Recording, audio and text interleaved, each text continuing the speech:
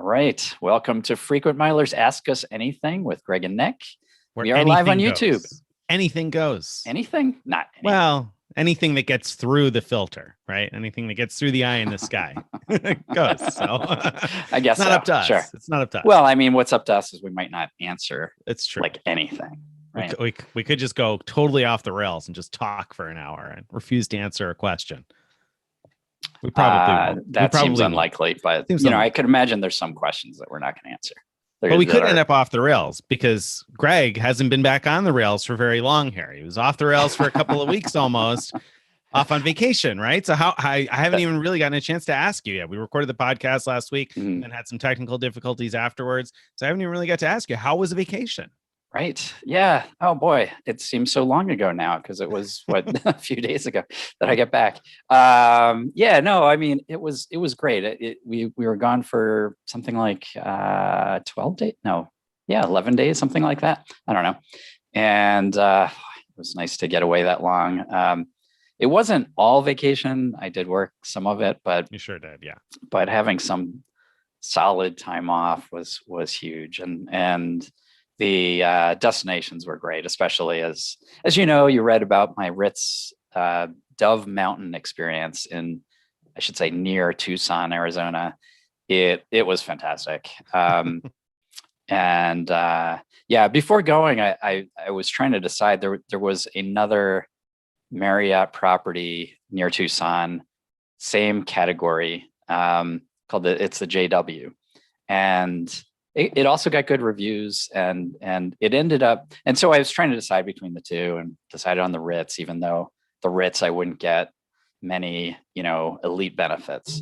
Turned out I was really glad I did, because the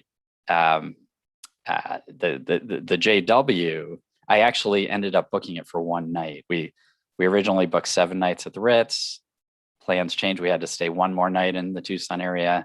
The Ritz was booked up solid, and so I booked that one extra night at the JW, and it was fine, but the JW just wasn't even close on many levels to how great the Ritz was, in my opinion. I'll put a big asterisk there, which is that I only spent one night at the JW, so there are probably maybe hidden gems there that I didn't get to experience. Elite breakfast was great. I really enjoyed that.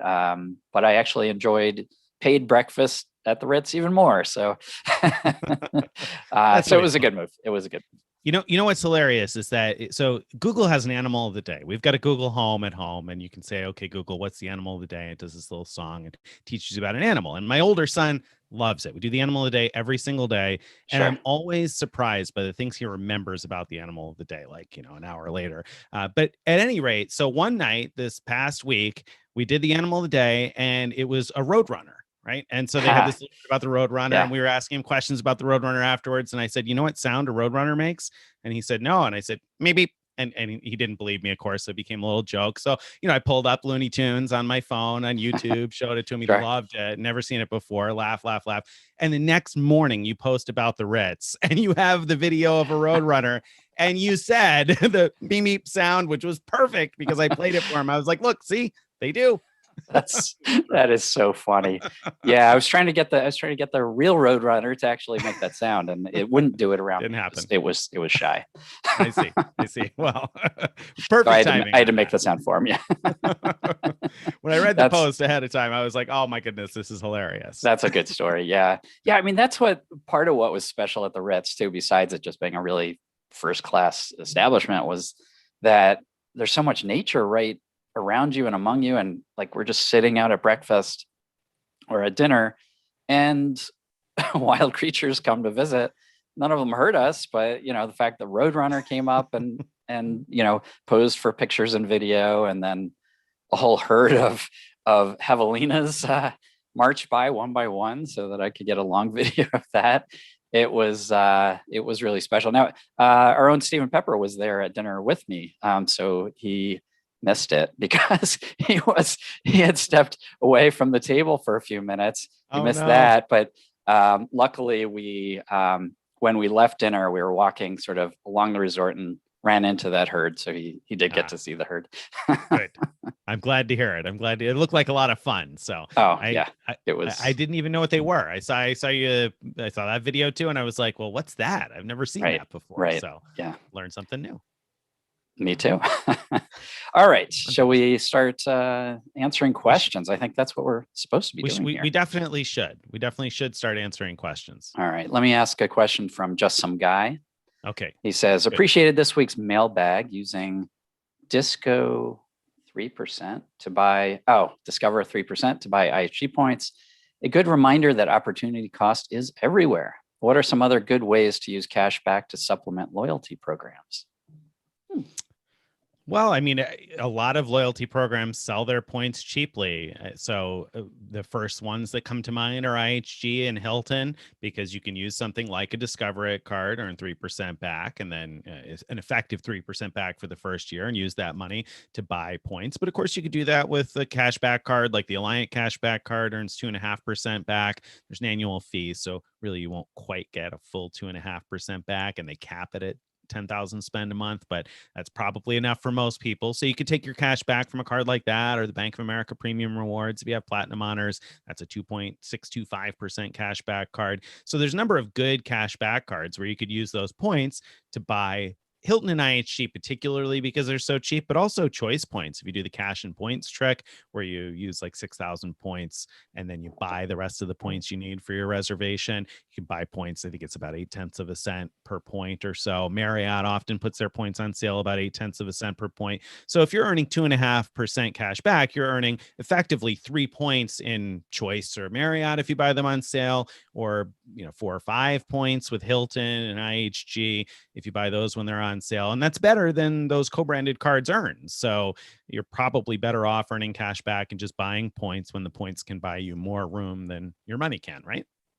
Yeah. And of course, there's airline options too, right? Like Avianca Life Miles is probably the one that most often has really good sales on their really valuable miles. And so you can, sometimes buy them for about 1.2 cents per mile. Sometimes it's more like 1.4, but anywhere in that range, it can be an incredible deal when you're booking some of their sweet spots. Right. And if you're focusing on cash back and you're earning 2.5% even, then you're earning effectively like 2 airline miles per dollar, with the flexibility of having it as cash that you can use on anything, or buy the miles when you want the miles. So, I mean, that's certainly not a bad deal. We talked a lot last week about the Capital One Venture card and how it gives you the option. You're saying it's a good all-in-one card because it gives you the option to erase purchases at 1 cent each, or to convert to transfer rather to airline programs. But you could get the same type of result with a cash back card. You just may or may not be able to buy enough miles for your specific redemption. So, I mean, that certainly is another sort of a technique. The problem, I think, with the cash back strategy in that case is that only some airlines put their miles on sale cheaply enough. Like Avianca is an outlier where you potentially could get 2 miles per dollar using your cash back to buy it. That's right. And another kind of twist on all that is if you have a card that has a travel rebate. Now, not necessarily like an airline fee rebate, but a full-on travel rebate, like the City Prestige card, for example, or the Sapphire Reserve, where they rebate any travel. Depending on how you buy points when they're on sale or at a discount, sometimes it's the charge goes through points.com, and then that doesn't count as travel. But if you do something like buy a cash and points ticket or stay, and then cancel it in order to basically buy your points cheaply, that will count as travel, and then you'll get that reimbursement. So like with the Sapphire Reserve, $300 in travel credits each year, you could buy $300 worth of choice points at 0.8 cents per point by doing the cash and points trick. Or even IHG, sometimes they have a discount on awards in such a way that the cash and points trick gets you that similar to that 0.5 cents per point cost for point. And then if you buy the points that way, you can get the travel rebate. Or if you have the old IHG card that gets a 10% rebate on points, that's another. Use that to buy, and you you get those points even cheaper.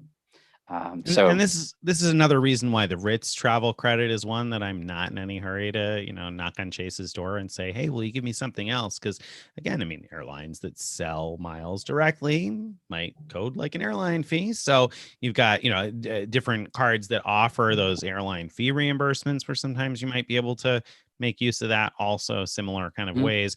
Again, it depends. If it's processed by points.com, it's not going to work. But if it's processed directly by the airline, and in some cases it is, then you might be able to use rebates in non-traditional ways. Yeah. All right. Before someone corrects me, I now that I think about it, I'm not sure that the old IHG card will give you the points rebate, since the points in cash, you're refunding the points part of it when you cancel it. So you probably don't get a 10% discount on that. I don't know. Yeah. Anyway, I have to look let's back figure that out I don't know. offline. Yeah, offline. All right, good. Now I didn't read the first question because I couldn't see it because I'd gotten disconnected. But the second question I can see. So Sean asks us, wondering if there is any way to use my guest of honor and a suite upgrade award for them. I'm looking to book for my friend's honeymoon at the Hyatt Regency Waikiki. No. Sorry. I mean, you could book it in your name and add their name to it and hope that a hotel doesn't insist that you show up. But that technique is, typically frowned upon, and you don't know if that's going to work. So if it's somebody's honeymoon, you don't want to end up stranding them without a room to check into. So I probably wouldn't do it that way. You just aren't going to be able to do it. But if you do the guest of honor, then they theoretically will qualify for a suite upgrade if it's available. And as a globalist, the other thing you can do is reach out to the hotel in advance and see if they can do anything special for your friends, blah, blah, blah. They're on a guest of honor stay. And, a lot of hotels will do something if they can. I had some guest of honor stays in Hawaii a couple of years ago where I got incredible. I got a massive suite at the Hyatt Regency Kauai, got a great suite at the Hyatt Regency Maui. Both places had really nice welcome gifts. I was traveling with my son, and they had a robe for him at the Hyatt Regency in Maui. And then of course, had candies and chocolates and everything else. They really kind of went over and above. And I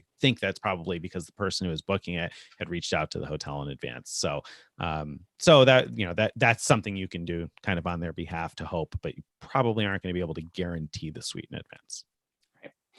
All right. We've got an easy question for you from Greg, not me. Okay. Not you. Another Greg. If I added player 2 as an authorized user to my platinum card with the 0 fee gold card option, will she also get 10x gas grocery for the first 6 months? Well, she won't. You will. But yes, will you get the points? Yes, you will get the points. They go into your account because it's an authorized user card on your account. But yes, you get the 10x for the authorized user card, even as gold. All right, I'm going to go off the board and ask you a question that see if you know the answer to this. If you have an authorized user card, an Amex authorized user card in your name, let's say it's your wife's account, okay, and you sign up for an offer that's a cashback Amex offer, is it your wife who gets the cash back? That's up to her, Greg.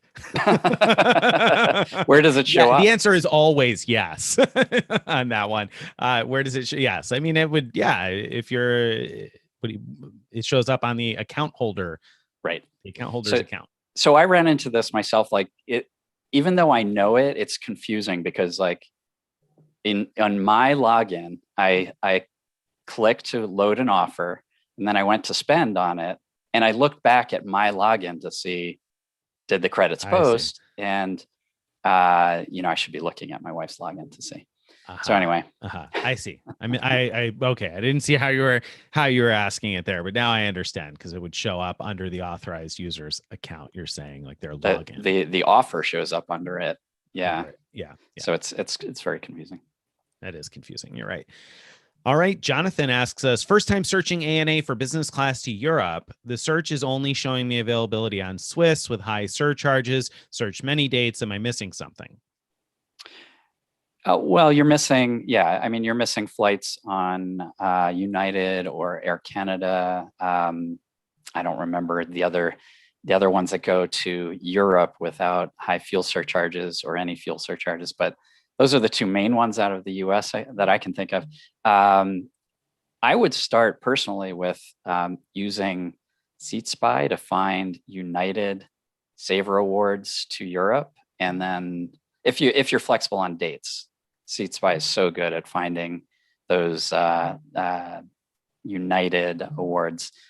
Otherwise, you can, keep changing different dates. Look for days that, or look from United like hubs in the U.S. to where they fly to Europe, and look for those nonstops. Try to find saver availability in there. Then you might be able to piece together something on ANA that uses that route.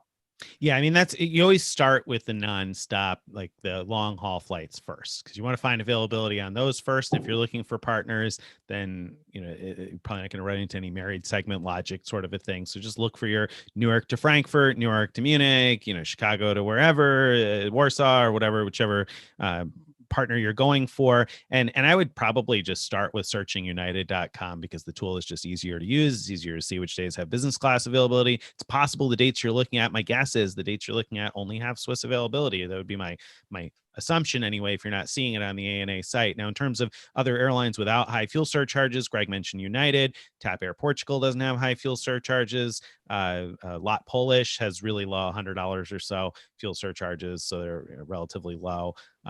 Turkish is also in that sort of a realm for carriers that fly to Europe.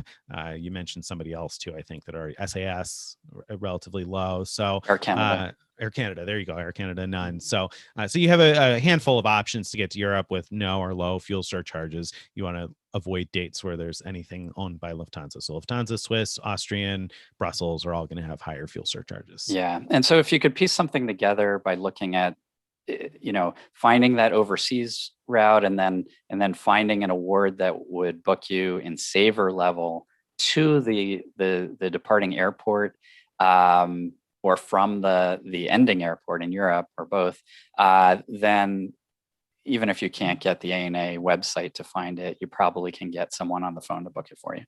Yeah, that'd be the next step, is to call. Although their online tool is pretty good, not good in terms of like easy to use, but good in terms of usually seeing availability. But yeah, that would be my next step. If you're finding the availability on united.com, my next step would be to call ANA, because they ought to have access to it. So yeah, I mean, the challenge with United is it doesn't anymore actually show you the word saver when you're doing your searches. And so just because you see something, if it's on United itself, that doesn't true. guarantee that it's available. If they show something else, like if they show Air Canada or Lot Polish or whatever, then yes, that should be available to ANA. If you see United, it's not necessarily.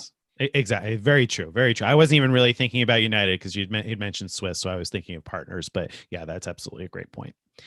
All right. So hopefully, best of luck there. Let's see. Next up, Alex says, "Hi guys, can you get suite upgrades with Marriott Platinum if you pay for your stay with a 7-night certificate or by using the credit card certificates?" Yes. So I think he's talking about suite night awards that you get as a choice benefit.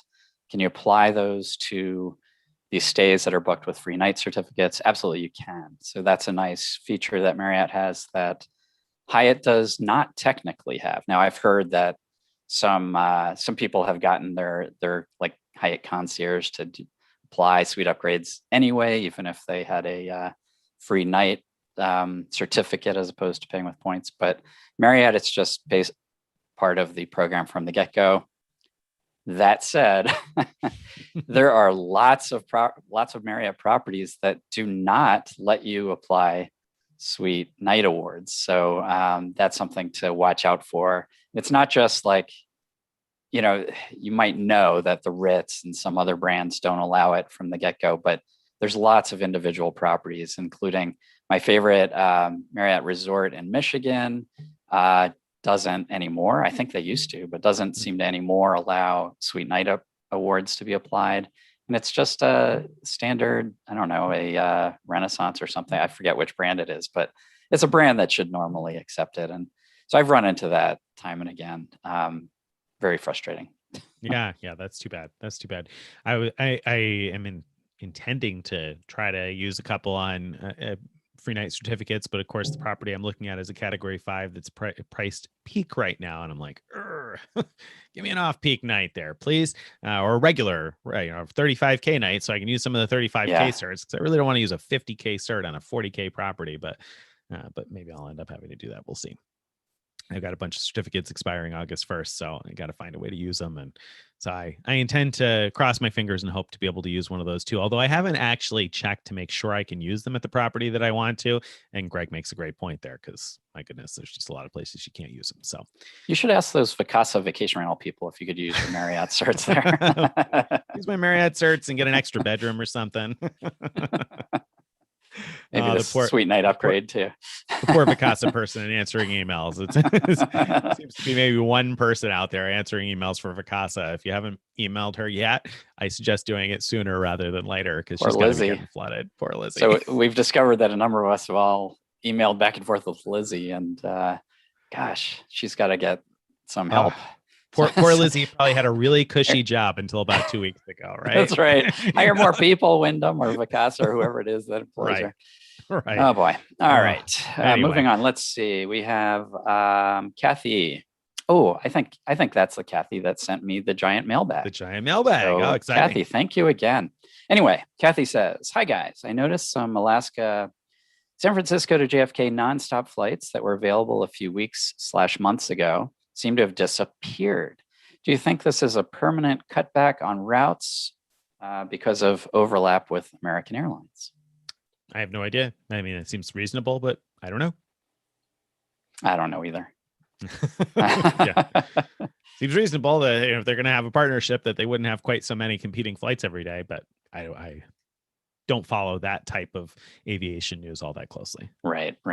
So Jonathan followed up to say that United.com actually shows lots of other availability that ANA doesn't. So assuming he's talking about other than United itself, then that's surprising. And yeah, you should call. I mean, the one exception would be United has some partners that are not Star Alliance. And so if it's showing something like Aer Lingus or I don't know. I don't know. That's the only one I can think. Or Air Dolomiti, which is they're owned by Lufthansa, but they're not actually Star Alliance, I don't think. Yeah, there's probably something else, but those are the two that come. But most likely you're seeing, you know, Turkish and things like that. Yeah. So I would call. Yeah. Yep. I would call. Yep. All right. Let's see. Bronze Pearl asks, how can I cancel credit cards without affecting my credit score or upsetting the banks? Can I apply for a Chase business card even if I'm over 524? Do business cards count towards 524? Wow. She got like three questions. Three in one. Right. We got a triple. All right. Let's start with the first one. How can I cancel credit cards without affecting my credit score or upsetting the banks? That's kind of a twofer right there. It is a twofer. Yeah. I mean, you're loading two different questions in one there. Those are two totally different things. First, let me say canceling a credit card doesn't really affect your credit score for a long time because it's still there on your credit report for a number of years and won't affect your score. But if you don't want it to ever affect anything and to actually eventually help with the average age of credit, then what you want to do is not cancel it, but just product change to a no annual fee card. Most banks will let you do that, not all of them, but if the bank will let you do that, then that's the best way to preserve your credit and move on. Mm-hmm. All right. Do you want to answer the next one? So that also avoids upsetting the banks, right? So I suppose that was, or is that a separate question? Oh, well, all right. Let me answer. To avoid upsetting the banks, with Amex specifically, what you want to do is if you've gotten a welcome bonus or a upgrade bonus, make sure to keep the card a full year after that bonus before canceling, because that they are looking for that behavior and punishing people for it, like clawing back points or whatever. So that's what you want to do. And I think that's probably a good practice in general. I haven't heard of other banks doing that, but it makes sense that if banks ever decide to make it a priority, other banks might start doing similar things. So that's what I would do. Yeah. And I would reiterate that the easy compromise solution is downgrading to a fee-free card, because the bank's not going to get particularly upset. Like Greg said, you want to wait at least a year after you take an upgrade bonus or a new card bonus or whatever. But the bank's not going to get upset that you downgraded it and kept your account open. So that's a very happy medium that keeps everybody happy. Can I apply for a Chase business card even if I'm over 524? You can apply for it. You're just not going to get approved. Right. So I think the question you really asked is, can I get one? Can I successfully get approved? No. If you're over 524, you aren't going to get approved for a Chase business card. The only exception to that is when you log into your account, on the left-hand side menu there's like this just for you section. And there are these green check offers and these black check offers. And sometimes those green or black check offers, if they've got a specific card offer there for you, those sometimes do bypass 524. Right. So if you log into your account, you see that, then even if you're over 524, you could get approved for that business card, I mean, the one that you see there. And that would be a specific one, not just like a check out our business cards, but if it says, a black check and it says the Chase Inc. cash, this offers for you kind of a thing, that will bypass 524. Do business cards? Oh, so I think that answers that, right? So then I'll let you do business cards. Okay. Do business cards count towards 524? Most of them do not. There are some that do, but Chase business cards, they are subject to 524, meaning if you're over 524, you're not going to get approved for a new one. But once you get approved, it doesn't add to your 524 score. Amex business cards don't add. Citi business cards don't add. Barclays business cards don't add. Most don't. Capital One, though, most of them do add, except for the Spark Cash. Is that right? Right. Correct. And that's only for new accounts. I think if you have a Spark Cash, an older Spark Cash, it still reports. But that was new approvals starting last fall. October is when we posted it, when we heard about it and posted it, that for new account approvals, they were no longer reporting to the personal bureaus. And again, that's just the Spark Cash. Otherwise, I think all of the major issuers that I'm aware of, those business cards don't report. I'm not positive about Wells Fargo off the top of my head, but I don't think that those report to the personal bureaus. For the most part, most of your major banks aren't going to count towards 524. So yeah, you're mostly safe with business cards. Right. All right. You got all 3 or 4 questions answered there. So nicely done, packing them all into one. Exactly. Okay, now I'm not even going to try to read this name. I was waiting for you. Let's call this person Pi. Pi says, okay. Hi, if I cancel my American Express card, how quickly does the update in their system for a new, how quickly does this update in their system for a new approval? I will need to cancel a card to get below 5 credit cards. I don't know, to be honest. So maybe Greg does, although I'll toss in there. You can probably apply and not get automatically approved and call and cancel one over the phone to get approved for the new one. So you probably don't need to preemptively cancel it, but maybe Greg knows the answer. I don't know the answer, but I do know that what you just said is probably the best way to do it. And here's how I know it is my son canceled a card, waited weeks, and then applied and got denied due to too many credit cards. A call cleared that up, and it was a very confusing call because they were like, "You have too many." Oh yeah, which ones? They read like 3, and like, okay. So anyway, it was figured out, and they approved it. But yeah, so I think that is the best way, is apply when you're over. And then when you call to say, why did I get denied? They'll ask you which one you want to cancel. Yeah. So that's a better method than trying to, thread the needle and figure out exactly how long you have to wait. Particularly because Amex, from anecdotal reports, tends to be pretty easy on that, in terms of just, if that's the issue, if that's all the issue was, then being able to cancel one is fine. And you wouldn't want to cancel one because ahead of time, because like, let's say Amex just decides they don't want to give it to you for whatever reason, then you will have canceled a card for no reason and not be able to get it back. So I would just wait.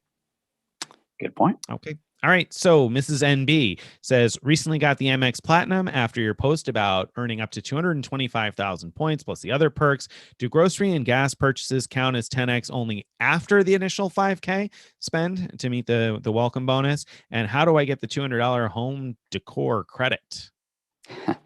No, you start getting 10x right away at grocery and gas stations, and that spend also counts towards your 5K required spend for the minimum spend bonus. You might be confused by what you're seeing when you log in, and you might not be seeing the 10x earnings. And Nick wrote a whole post about that, how to find it, how to find and see the 10x earnings are actually being applied appropriately. Do you remember the name of that post? If Steven's in the chat, maybe he can find it and pop it in the box for you. It was something like, yes, your platinum card is earning 10x, the grocery store or something like that. But yes, your platinum card is earning 10x. Ought to get you, if you search that on the Frequent Miler site, that ought to get you the post. Yeah, it's really confusing because they don't put it all in one place. So when you look at your platinum transactions, it's going to look like you got 1x, and then you have to like kind of dig deep into your membership rewards within the site, and then you'll see these lines that have a bunch of gobbledygook letters that don't really seem to mean anything, and a bunch of points that don't really seem to multiply to anything, but the math works out. So hopefully Steven will give you that link and you can read the post, because you're getting 10x, yeah, right from the get-go. You could do all $5,000 spend at gas and grocery if you want, and you're going to end up with 50,000 and 150,000 points right there. Right. How do you get the $200 home? It's home furnishings credit. There's a huge list of stores that are part of that, and that includes things like Lowe's. So if you don't really have any home furnishing type of things to buy, well, first of all, you could buy anything at that Lowe's or Home Depot sells, and it would count as home furnishings, even if it's not technically home furnishings at all. But that includes like gift cards. And so you could go to Lowe's and buy $200 in Amazon gift cards, for example, and Amex should give you the $200 credit. Or if you do it before tomorrow, before Wednesday the 28th, or through the 28th anyway, you can buy a $200 Visa gift card and get a free $15 Lowe's gift card with it. We have a post about that too. So if you go to Frequent Miler and just type in Lowe's in the search box, you'll find the post about that deal.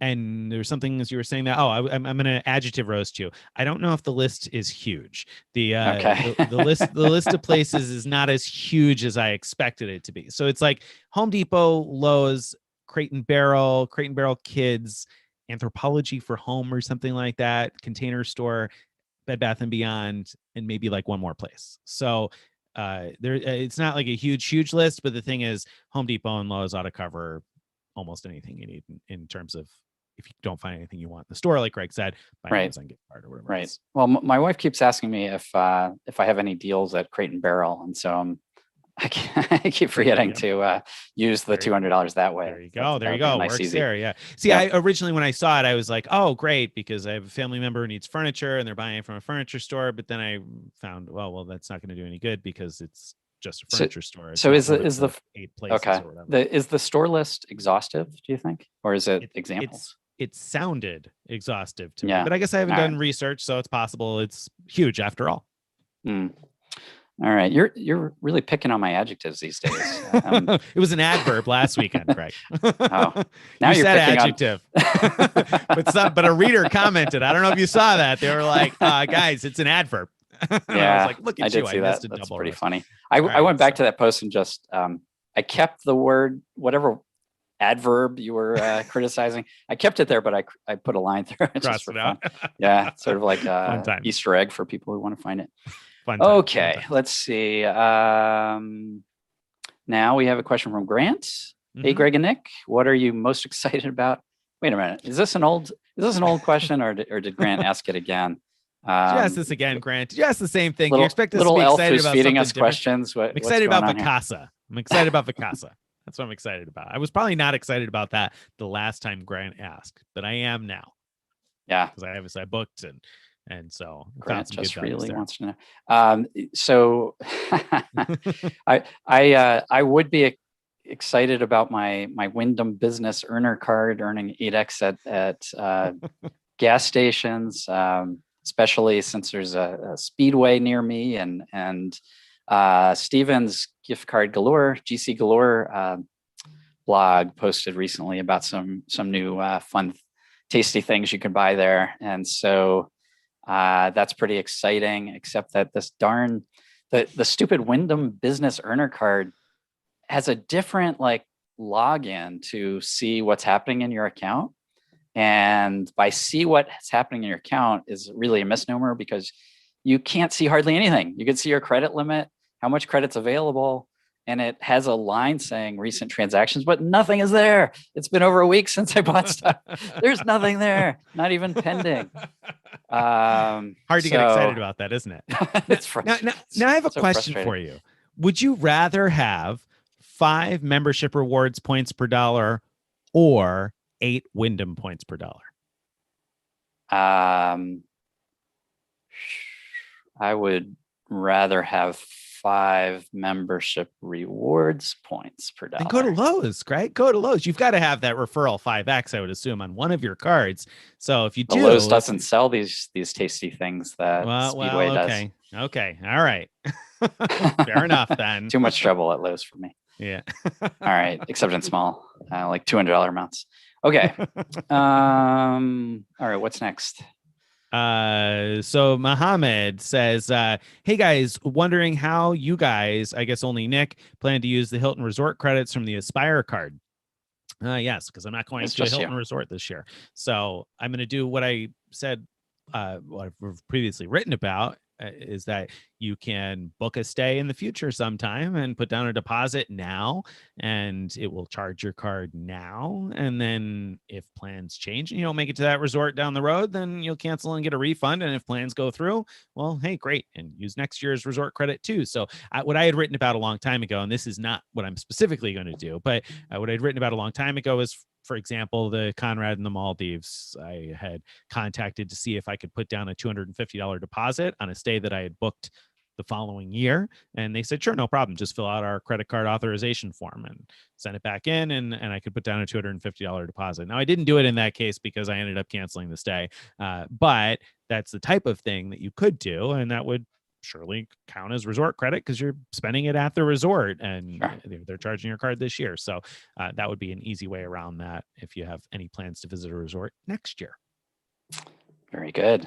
All right. Michael asks, hey guys, like Nick, I have a young child who is not vaccinated. So international travel is difficult. Looking for suggestions for my plethora of Marriott and Hilton free night certificates that expire in August. Except that you're going to get really poor value out of them. That's my first suggestion. Mm-hmm. Except that they're not going to work out as well as you want them to. That's the boat I seem to be in. I don't know, Greg. You have some good suggestions for that? Well, as you said, it's tough because there's such a boom on domestic travel right now. So hotels are booked up. At least hotels in desirable destinations are booked up. And Marriott is going to have everything or lots of things at peak award pricing. So things that would normally be $35K or more, that would now cost more and you wouldn't be able to use your certificate. There are some good Marriott, like category, I'm losing track of my categories, but I think it's category 4 that normally is $25K. So yes, it is. Peak is probably like $30K. There are some good, ones of those that you could book. I'm less familiar with what's available Hilton wise, just because I don't have any of those free night certificates. So, Hilton's a little easier because there's no peak off peak kind of a thing. If there's a standard award availability, then you can book it. So you just want to find yourself a nice Hilton, and there are a lot of different Hiltons, and so I don't know, like the Conrad Fort Lauderdale. I like the rooms there are very nice. You can at least you used to be able to book into a 1-bedroom suite with a free night certificate. That may have changed, so possibly not now, but nice hotel right across from the beach anyway. Decent location. There are probably lots of other nice Hiltons in the United States. I haven't looked hard for them yet because the Hilton certificates, as long as they were issued after May 1st of last year, are valid until December 31st of next year. So I'm not in a hurry to use my Hilton certificates right now. So hold on to those until you really need them, and work on getting rid of the Marriott ones. The Marriott ones are the Marriott. If you have Radisson or IHG, I mean, those are the ones that are kind of more of a problem right now, especially as places are getting more and more expensive because that peak pricing is killer. So I'm looking at using a 50K cert at a 35K property because it's 40K, and it's unfortunately not what I want to do. But at the same time, cash rates for the room I want are expensive. So blah. That's the way it's going to work out this year, unfortunately. And so, Stephen did interrupt and say the same thing about the Hilton certs. So I don't think I have other great suggestions. The current hotel in Tampa is one that somebody brought up recently to us and said was nice for a category 4. So take a look at that.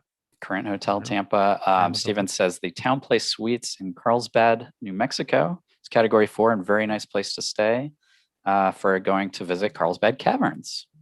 So there you go. Yeah, I mean, I think it's going to be very situational depending on where you are. There's so many Marriotts too that it's you just have to give it a Google. And don't dismiss Residence Inn. Some of those are really nice. They're here and there. Some of them are just very generic, but there are some that are very nice. So that's a great point. That's what I'm looking to book with my 50K cert. And I'm kind of like, I'm gonna book a Residence Inn with a 50K cert. But then on the flip side, I'm like, oh, but this Residence Inn and that Residence Inn were really nice that I stayed at in the last couple of years. So it's one of those catch-22s, especially like there was a Residence Inn that I'm looking at that's got 1-bedroom suites, like with a door as a standard award. So I was like, okay, well, I mean, that's that. I like a door. That helps.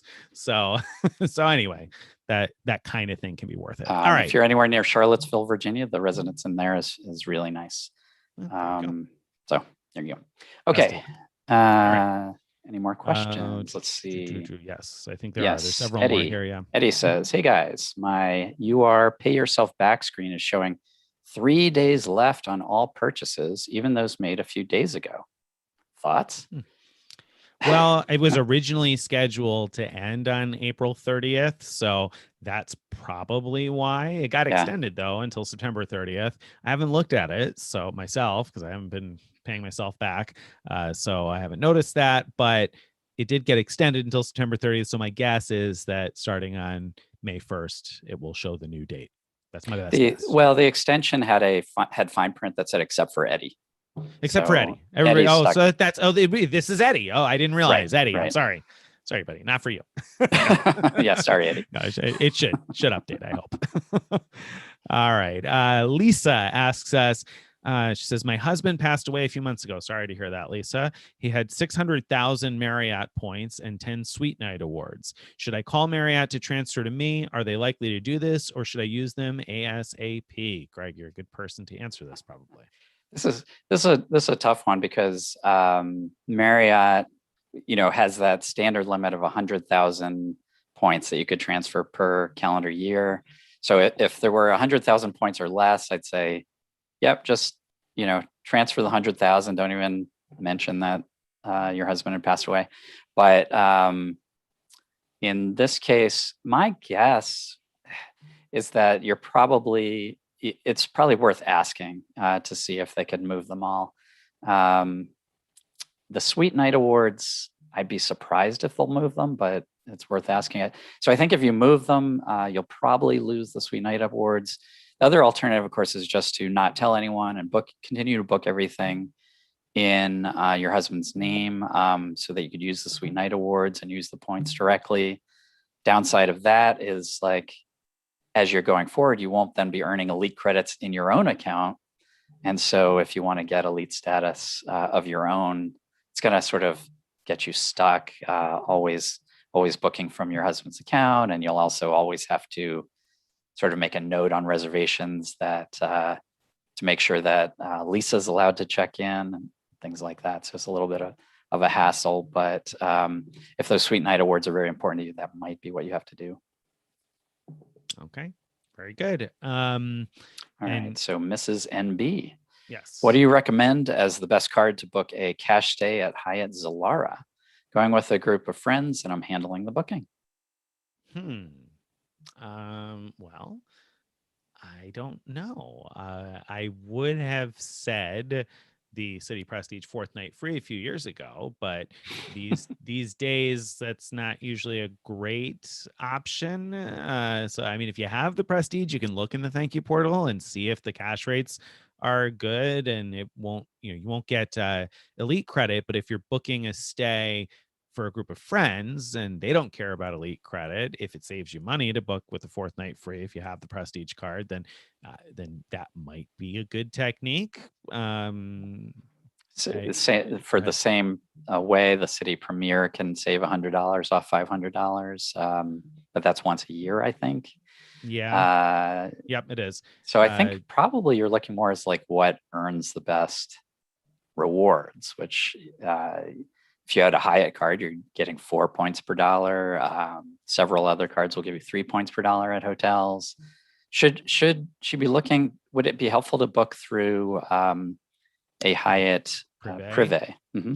I don't know. I'm not sure if the Zilaras are on there or not. So it'd be worth Googling for that to find the list of the Hyatt Privé properties to see if the Zilaras are on there. And then if they are, it certainly may be worth booking through an agent, because if you do that, you'll get an upgrade to the next available room category, and that gets confirmed in advance.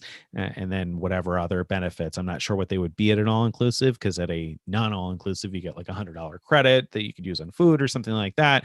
At an all-inclusive, that might not make as much sense unless Maybe there'd be an spa upgrade, credit or something. possibly. So it's worth looking into. That's a good suggestion. By the same token, I don't know if those properties are on Fine Hotels and Resorts or Chase Luxury Hotel Collection, but similar types of perks through programs like that are Virtuoso, though I would probably look to go through a Hyatt agent first, because nobody else is able to confirm those room upgrades in advance. So that would be my first stop, I guess. Yeah. Or, I mean, the other typical ways to save on a hotel are to look for discounted gift cards, like discountedhotels.com gift cards, if you can book that through hotels.com, and or a low price guarantee. I had a successful low price guarantee at the Hyatt Ziva Los Cabos a couple of years ago, and I booked a prepaid non-refundable rate and crossed my fingers and hoped that I would get the low price guarantee, and it did come through, in fact. So don't forget to look into that, because that can help you match a low price you find somewhere else. So great point. All right. Champ asks, hey guys, thoughts on honestly burning a 524 slot, I think he means, on a Capital One venture. I'm struggling with pulling the trigger. Is it worth a 524 slot? Yeah, I mean, that's a really tough decision. In my case, the way I've approached 524 is I spent about 2 years ago, I spent some time making sure to get under 524 because I really wanted the World of Hyatt card. And then once I got that World of Hyatt card, I already have like every other Chase card I want. So I'm just like, now, like, I don't care about 524. So for myself. So I'm just moving forward, signing up for cards based on what's attractive with the sign up bonus. And in cases where I might want it for its perks, like the Wyndham Business Earner card, getting 8x at gas stations and a 5% or 10%. I forget what the percent rebate is on awards. 10%, I think. 10%. It's not even a rebate. Discount, it's a discount. not a discount. Yeah, straight up discount. Yeah. So that's my approach. My wife, though, is under 524 and could apply for some Chase cards. So I probably wouldn't prioritize getting her the venture card right now. I think you have to ask yourself, what are you holding off for? And the venture card has a high spend. And if it didn't have such a high spend requirement to get the full bonus, then I think it would be almost a no-brainer that it could be worth it. If it was a lower spend, it could be. But so when you look at it, you got to spend 20 grand, you'll end up with 140,000 Capital One points. So if you just value those at 1 cent each, because they erase travel at that, that's $1,400 back on 20,000 spend. That's 7% back. So 7% on all spend up to 20 grand for a year, that's pretty good. I mean, if somebody marketed a card and said, we'll give you 7% cash back on 20K spent, people would be like, oh my goodness, let's get it right now. But the fact that it's Capital One, people are like, oh, I don't know. So, I mean, it's a pretty good return. And I'd ask, what are you holding off for? And then if you value those points more than 1 cent each because of the transfer partners, then you start to say, well, if you value them at 1.5 cents each, you're talking about what, 2,100, more than 10% back on 20K spend. What offer is it that you're holding off for from Chase and holding that spot for? Now, maybe there is an offer from Chase that is more valuable to you, but you have to ask yourself that and say, okay, what is it? And now the thing I'm going to add on top of that is, how interested are you in the Vacasa vacation rentals? Because if you're very interested in the Vacasa vacation rentals and you can do at least 3K of the Capital One spend to get 50,000 points right off the get-go, then it might tip the balance in favor of saying, forget about 524. I'm going to get this venture card now, because I imagine that the Vacasa partnership won't last forever. My bet is it'll last for a while. I gambled the other day and said, I think probably at least a year, but I could be wrong about that, or it could last longer. Who knows? But it's not going to last forever, I don't think. So if that's interesting to you, then you wouldn't want to wait on the venture card. You want to get it now and get the points as quickly as you can. Good answer. Good answer. And what about the fact that Capital One pulls from 3 credit bureaus? How can you even consider signing up for a card that pulls from 3 credit bureaus? What are you, crazy? Oh, we get that all the time. Greg knows that we get that all the time. And I think it's silly that they pull all 3 bureaus. So I'm with all the people who are like, oh, that's ridiculous. I think it's ridiculous. However, a couple of things. First of all, I think the whole pulls thing is so overblown. People are so concerned about, it's 3 separate pulls on separate bureaus. It's not like 3 pulls on 1 bureau. Right. So you're getting 1 pull each on 3 different bureaus, which is going to affect your score by what, like 5 points for 6 months. It's a negligible difference. And these days, in an era of 524 and Bank of America 234 and Amex lifetime rules, how many people are really opening so many that one additional inquiry is going to be the straw that broke the camel's back? It's just generally not. And years ago, you used to hear, this issuer won't approve you if you have more than 8 inquiries or 9 inquiries or whatever. First of all, most people don't even have more than 8 or 9 inquiries in the last few months anyway. And second of all, I found all of those things that people told me didn't seem to be true in the long run, because I was able to get approved in a lot of those cases when I had more inquiries. Now, that's not to say some people won't be told that you have too many inquiries and that's why you're getting declined, but whatever reason the bank tells you is not usually the real reason. So I wouldn't worry about the inquiries at all to begin with. Second, you can freeze 1 bureau and still get approved with 2 that are not frozen. That's something that I know from my past experience. And also just last night, because a friend applied for the Spark Cash card and got approved just last night with 1 bureau frozen. So you could freeze 1 and then only get 2 pulls. And 2 pulls, hey, I've had Bank of America do 2 pulls before. I've had Citi do 2 pulls before. Chase does 2 pulls for us every time. It depends where you live as to how many they do for some reason, but yeah. So so sick of that question. I can't remember which is which in my case, but depending on where you live, like there is likely 1 credit bureau out of the 3 that hardly ever gets pulls. And that, that's been the case for us. I think it's maybe the Equifax one. And so getting like 1 pull on there because of Capital One means absolutely nothing to me. Absolutely nothing. Nothing, right? No impact in my life whatsoever. So, you can think of it as 2 hits against the ones that are pulled more often, which is true, again, of a Chase application or a US bank or whatever. It depends, again, where you live as to what happens there, but it's not that big of a deal. So I know no one asked that, but so many people. No, but some people ask it all the time. People ask it or mention it. Like, no way am I going to apply for Capital One. 3 pulls. Yeah. Don't get me wrong. You don't have to apply with Capital One. And I'm not like, I'm excited about the venture card, but I'm not as big of a fanboy as perhaps it sounds like when I'm saying all this. It's just of all the things to be upset about, that's not it.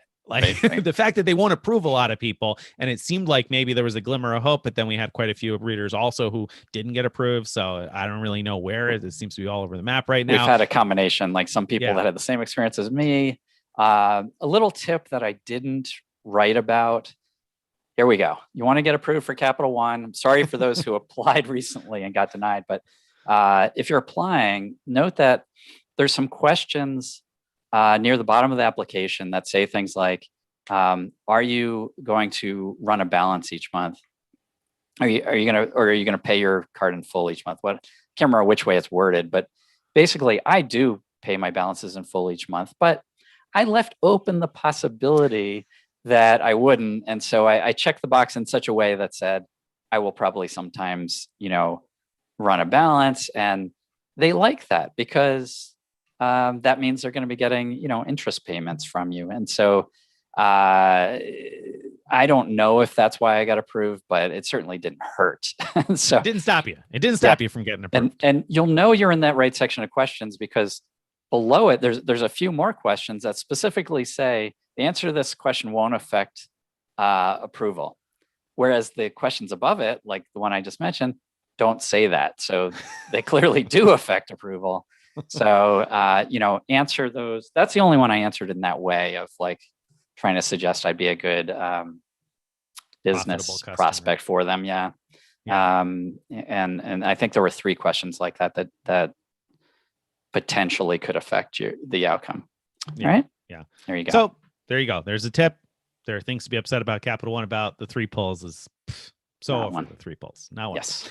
All right. So thank you for letting me vent on that. Thanks for giving me the opportunity there, Greg. I appreciate it. Anytime. So let's see. We had a follow-up question here somewhere. I think Alex said, is it possible to upgrade your Marriott certificates, the old ones? I have a category 5, so it's only worth up to 35,000 points. I'd like to upgrade it to category 6. Can I do that?